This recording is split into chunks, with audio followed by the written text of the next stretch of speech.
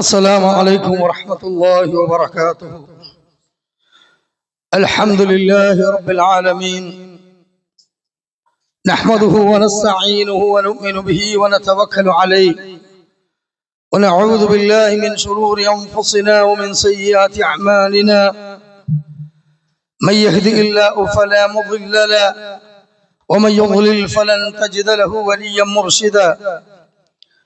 يا أيها الناس اتقوا ربكم الذي خلقكم من نفس واحدة وخلق منها زوجها وبث منهما رجالا كثيرا ونساء، واتقوا الله الذي تساءلون به والأرحام إن الله كان عليكم رقيبا.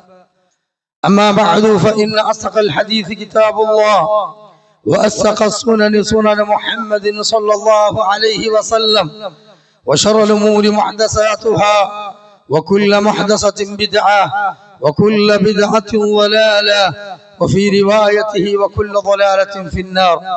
أيها الناس، أوصيكم عباد الله ونفسي أولا بتقوى الله. أعوذ بالله السميع العليم من الشيطان الرجيم، من همزه ونفخه ونفسه. ومن يرغب عن ملة إبراهيم إلا من صفي نفسه، ولقد اصطفيناه في الدنيا وإنه في الآخرة لمن الصالحين. رب اشرح لي صدري ويسر لي أمري واحلل عقدة من لساني يفقهوا قولي. لبيك اللهم لبيك، لبيك لا شريك لك لبيك، إن الحمد والنعمة لك والملك لا شريك لك. الله أكبر، الله أكبر، الله أكبر، لا إله إلا الله. الله أكبر، الله أكبر، ولله الحمد. توكل على الرحمن في كل حاجة أردت، فإن الله يقضي ويقدر متى ما يريد ذو العرش أمرا بعبده، وما للعبد ما يتخير. وقد يحل الإنسان من وجه علمه، من وجه أمره، وينجو بإذن الله من حيث يحذرون.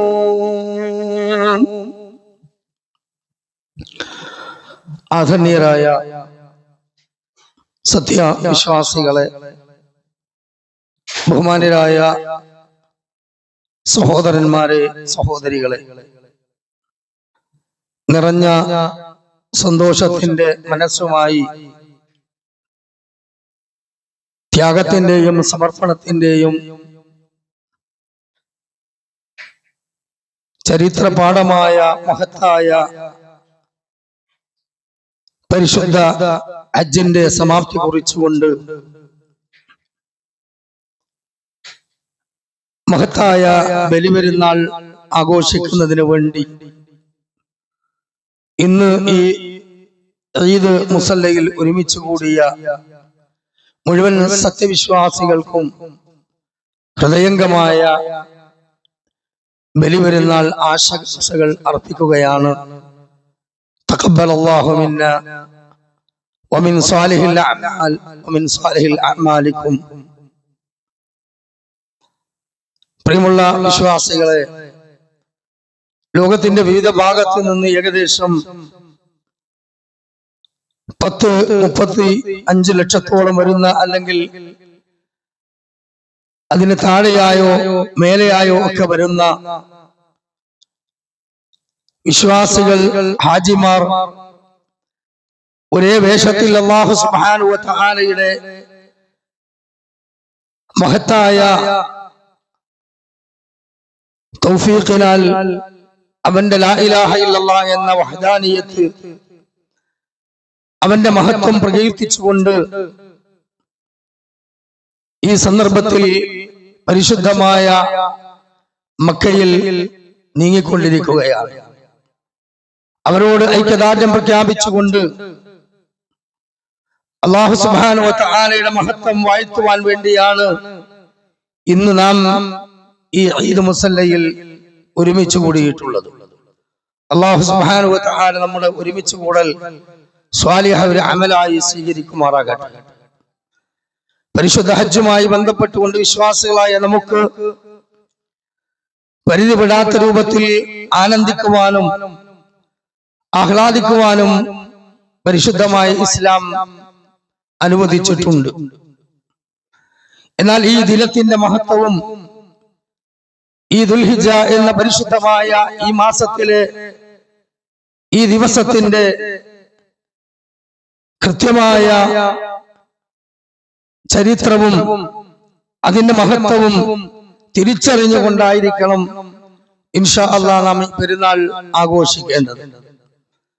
നമുക്കറിയാം, ലോകത്ത് ആദം അലൈഹിസ്സലാത്തു വസ്സലാം മുതൽ മുഹമ്മദ് മുസ്തഫ റസൂലുള്ളാഹി സ്വല്ലല്ലാഹു അലൈഹി വസല്ലം വരെയുള്ള പ്രവാചകന്മാരുടെ ശൃംഖലയിൽ 1.25 ലക്ഷത്തോളം പ്രവാചകന്മാർ അതാത് സമൂഹത്തിലേക്ക് കടന്നു വന്നിട്ടുണ്ട്.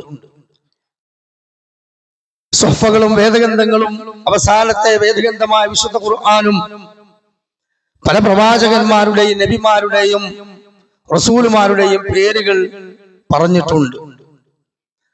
എന്നാൽ മഹാനായ ഇബ്രാഹിം നബി അലൈഹിസ്സലാത്തു വസ്സലാം എന്ന ഖലീലുള്ളാഹ് അല്ലെങ്കിൽ ഖലീലുർ റഹ്മാൻ എന്ന സ്ഥാനപ്പേരുള്ള മഹാനായ ആ പ്രവാചകനും ആ പ്രവാചകന്റെ കുടുംബവും ഏകദേശം 4500 വർഷത്തോളമായി അല്ലെങ്കിൽ 4000-ഓളം വർഷത്തോളമായി ലോകത്ത് സ്മരിക്കപ്പെട്ടുകൊണ്ടിരിക്കുകയാണ്.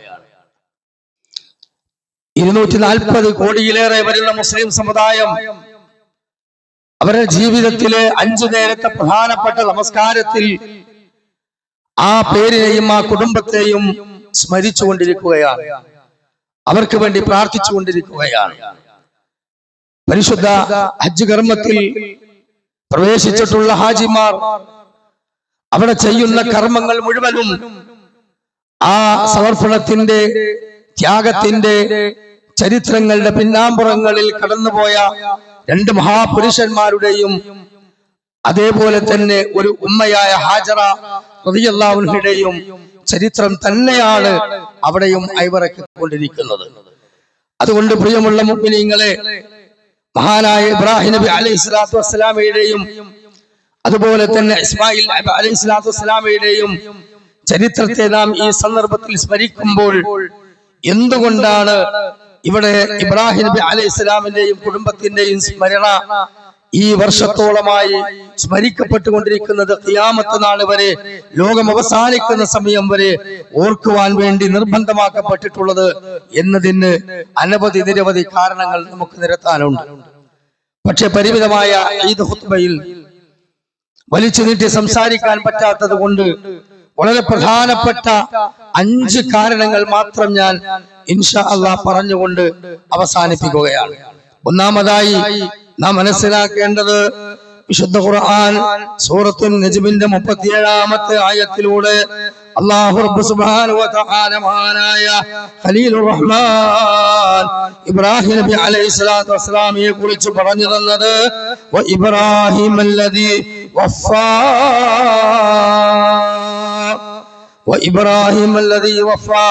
ഇബ്രാഹിം നബി അലൈഹിസ്സലാത്തു വസ്സലാം അദ്ദേഹത്തിന്റെ കടമ പൂർണ്ണമായി നിറവേറ്റി എന്നാണ് 53-ാമത്തെ അധ്യായം സൂറത്തുൻ നജ്മിന്റെ 37-ാമത്തെ ആയത്തിലൂടെ അല്ലാഹു സുബ്ഹാനഹു വ തആല പറഞ്ഞിട്ടുള്ള കാര്യം എന്താണ്?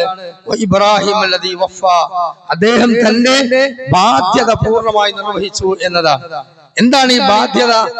ഉടമസ്ഥനായ റബ്ബ് സുബ്ഹാനഹു വ തആലയോട് അടിമകളായ മനുഷ്യന് ഒരുപാട് ബാധ്യതകളുണ്ട്. ഈ ഭൂമിയോട് നമുക്ക് ബാധ്യതകളുണ്ട്. ഈ ഭൂമിയിൽ ജീവിക്കുന്ന നമ്മുടെ മനുഷ്യരായ സഹജീവികളോടും മറ്റുള്ള വെണ്ട്രാപ്പാളികളായ സഹജീവികളോടും ഇവിടെയുള്ള കൃമികീടങ്ങളോടും സസ്യലതാദികളോടും എല്ലാം നമുക്ക് ബാധ്യതയുണ്ട്. ഒരു മുസ്ലിമിനെ സംബന്ധിച്ചിടത്തോളം അവൻ പൂർണ്ണമായി അല്ലാഹു സുബ്ഹാനഹു വ തആലക്ക് കീഴ്പ്പെടുക എന്നുള്ളതാണ് അവന്റെ നാമത്തിന്റെ ഏറ്റവും വലിയ അർത്ഥം തന്നെ. മുസ്ലിം എന്ന് പറഞ്ഞാൽ എന്താണ്? ആകാശങ്ങളുടെ ഭൂമിയുടെ പ്രപഞ്ചത്തിന്റെ മുഴുവനും റബ്ബായ അല്ലാഹു സുബ്ഹാനഹു വ തആലക്ക് വേണ്ടി ഞാനിതാ അല്ലാഹുവേ പൂർണ്ണമായി എന്റെ ജീവിതത്തെ ഞാൻ സമർപ്പിച്ചിരിക്കുന്നു.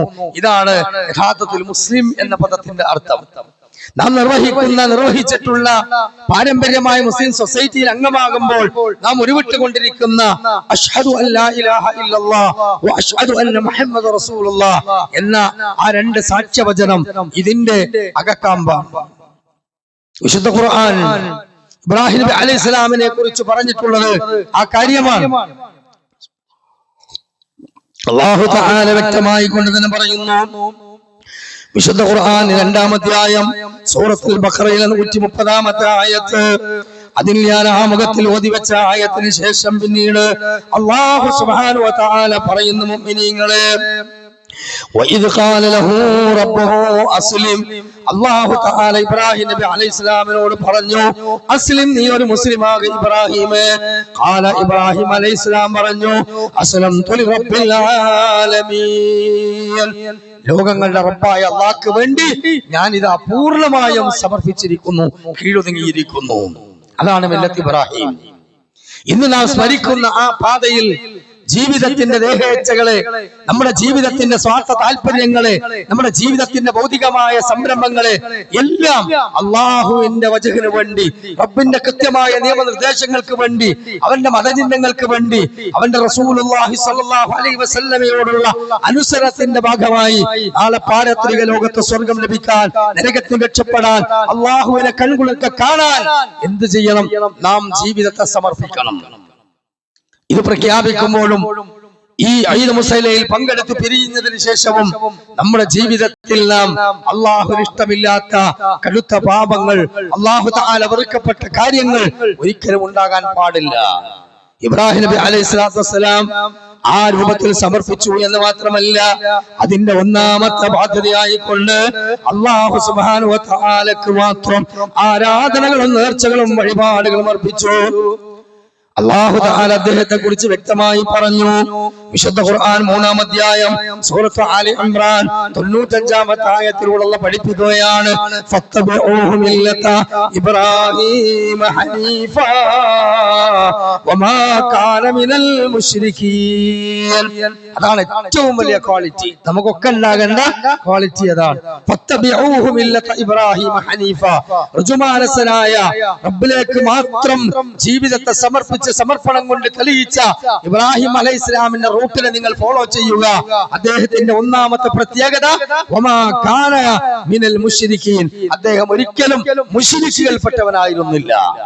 അല്ലാഹ്ക്ക് മാത്രം നൽകേണ്ട ആരാധനയാകുന്ന വിശ്വാസവും കർമ്മവും അല്ലാഹു അല്ലാത്ത ഒരു ജിന്നിനോ മലക്കിനോ നക്ഷത്രങ്ങൾക്കോ സൂര്യനോ ചന്ദ്രാദികൾക്കോ അതുപോലെ തന്നെ അമ്പിയാക്കൾക്കോ ഔലിയാക്കൾക്കോ മരണപ്പെട്ടു പോയ ആൾക്കോ കല്ലിനോ മരത്തിനോ മുള്ളിനോ മുരളിനോ മൂർഖൻ പാമ്പിനോ ആൽത്തറകൾക്കോ മണ്ഡപങ്ങൾക്കോ ശ്രീകോവിലുകൾക്കോ മനുഷ്യദൈവങ്ങൾക്കോ പണയം വെക്കാത്ത അദ്ദേഹം ഇന്ന സ്വലാത്തി വനുസുകി വമഹയായ വമമാതി ലില്ലാഹി റബ്ബിൽ ആലമീൻ. ഇത് നമ്മളൊക്കെ നമസ്കാരത്തിൽ പ്രഖ്യാപിക്കുന്നുണ്ട്. നമുക്ക് ആ രൂപത്തിൽ കടമ നിറവേറ്റാൻ സാധിച്ചിട്ടുണ്ടോ? മാതാപിതാക്കളുള്ള കടമകൾ എത്ര ആളുകൾ നിറവേറ്റുന്നുണ്ട്? ഭാര്യ ഭർത്താക്കന്മാരുള്ള പരസ്പര കടമകൾ എത്ര ആളുകൾ നിറവേറ്റുന്നുണ്ട്? തങ്ങളുടെ മക്കളെ ഇസ്ലാമിക മര്യാദ അനുസരിച്ച് പഠിപ്പിക്കുവാനുള്ള സാഹചര്യങ്ങൾ ഉണ്ടാക്കുവാൻ എത്ര രക്ഷിതാക്കൾ തയ്യാറായിട്ടുണ്ട്? നമ്മുടെ ഏറ്റവും അടുത്ത ബന്ധുക്കളായ നമ്മുടെ അനുജത്തിമാര്, ജേഷ്ഠത്തിമാര്, അനുജന്, ജേഷ്ഠന്, എളാപ്പ, മൂത്താപ്പ, അമ്മാവൻ, അർഹാമുല്ലാമായ പൊതുവായുള്ള കുടുംബങ്ങൾ, അങ്ങനെയുള്ള കുടുംബങ്ങളോട് എത്ര ആളുകൾ കടമ നിറവേറ്റിയിട്ടുണ്ട്? അയൽപക്ക മര്യാദ എന്ന കടമ എത്ര ആളുകൾ കൃത്യമായി പാലിച്ചിട്ടുണ്ട്? നമ്മുടെ വീട്ടിൽ വന്ന് പോകുന്ന പൂച്ചകള്